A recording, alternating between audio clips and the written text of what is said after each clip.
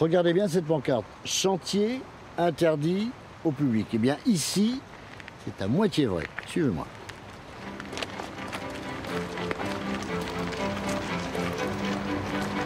Bonjour Christelle. Bonjour Denis. Alors Christelle, pourquoi chantier interdit au public? Et quand je dis que c'est pas tout à fait vrai, c'est parce que ce chantier du château d'Azel-Rideau, il se visite.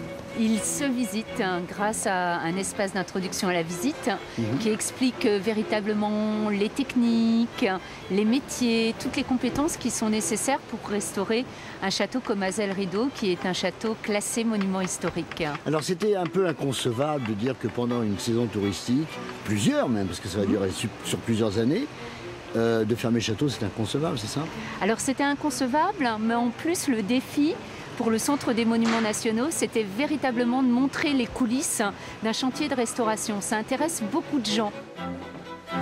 C'est un château qui va bientôt fêter ses 500 ans de vie. 500 ans, ce n'est pas rien dans l'histoire d'un monument.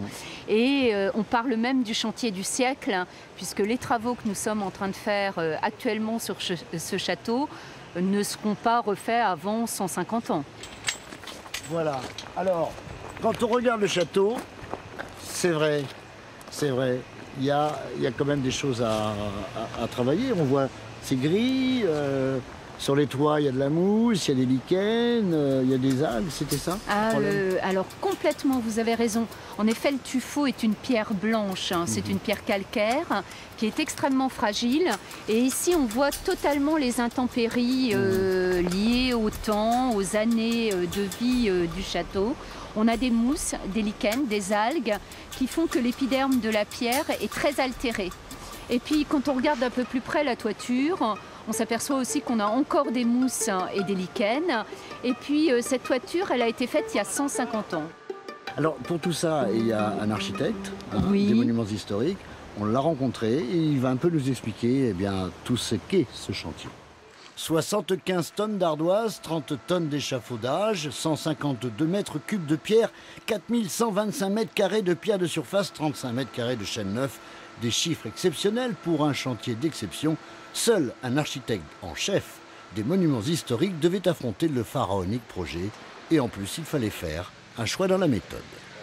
On a hésité effectivement à reprendre les couvertures par partie comme ça a été fait depuis 50 ans ou 100 ans. Et on s'aperçoit que c'est très néfaste puisqu'on avait des tas de modèles d'ardoise différentes, des raccords qui fuyaient, etc. Et là, on a eu la chance de pouvoir monter ce qu'on appelle un grand échafaudage, un parapluie qui couvre l'ensemble. Donc ça permet d'une part de faire des travaux dans de bonnes conditions, de les faire complètement et de s'assurer la pérennité de l'ensemble.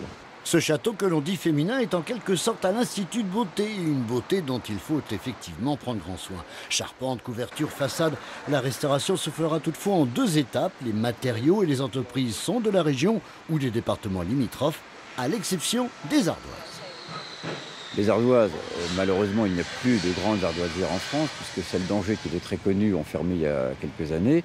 Et donc, le choix s'est fait sur des ardoisiers d'Espagne, après un appel d'offres et un cahier des charges très précis, ce qui fait qu'évidemment, on a sélectionné une qualité d'ardoise, en exigeant aussi d'ailleurs qu'il y ait une traçabilité, c'est-à-dire qu'on va vérifier au fur et à mesure du déroulement du chantier que c'est bien la même ardoise que l'on a sélectionnée, les mêmes qualités de résistance, pour être sûr que l'ensemble soit de bonne qualité et puisse résister dans le temps. Toute la restauration fera l'objet d'un archivage exceptionnel pour les années futures. Pendant les travaux, la visite continue et Azel-Rideau retrouvera toute sa superbe fin 2017. La prochaine restauration est prévue, elle, dans 150 ans. Voilà, et là, maintenant, avec Christelle, nous sommes à l'intérieur du château parce que tout l'intérieur se visite, il n'y a que l'extérieur qui est en travaux. Christelle, lorsque je disais tout à l'heure château féminin, je crois que là où nous sommes, on ne peut pas mieux tomber, c'est ça? Exactement, on est dans la chambre de Philippe Lesbailly, qui était l'épouse de Gilles Berthelot. Gilles Berthelot était donc conseiller financier auprès de François Ier, et on écrit dans les livres d'histoire qu'il a construit le château d'Azel-Rideau. En fait, ce château a été entièrement construit par son épouse, Philippe Lesbailly.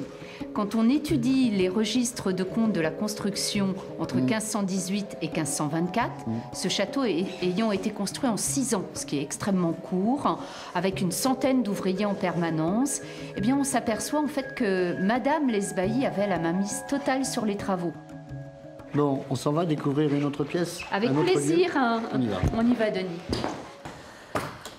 Alors, ce qu'il y a bien dans ce château, hein, Christelle, c'est qu'on va s'asseoir là, à la table de jeu, c'est que de pièce en pièce, on voyage à travers les siècles, et là, on se retrouve, on va dire, dans la salle d'intimité, en quelque sorte, des derniers propriétaires.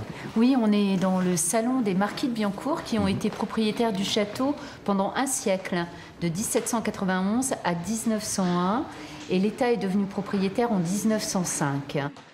Les Biencourt tenaient à ce que le château puisse présenter une renaissance rêvée, une renaissance idéalisée et magnifiée. C'est le premier château de France qui a été visité. Dès les années 1850, on peut visiter le château. Alors bien entendu, à cette époque, c'est un tourisme un peu particulier, un tourisme constitué d'aristocrates. Vous savez ce que l'on va faire, Christelle? Je vous suis. Eh bien, on va se retrouver demain. D'accord, avec plaisir. À demain. À demain, Denis. Le 19-20 continue dans un instant avec le journal de la rédaction nationale. Bonne soirée à vous et à demain donc.